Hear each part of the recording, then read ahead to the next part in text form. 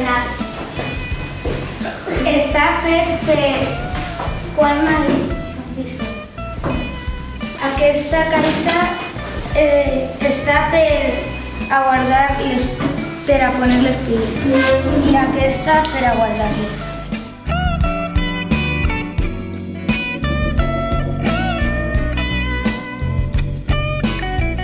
Hem utilitzat madera, cartó, unes plaques metàl·liques, un motor, una bombella, piles i fils.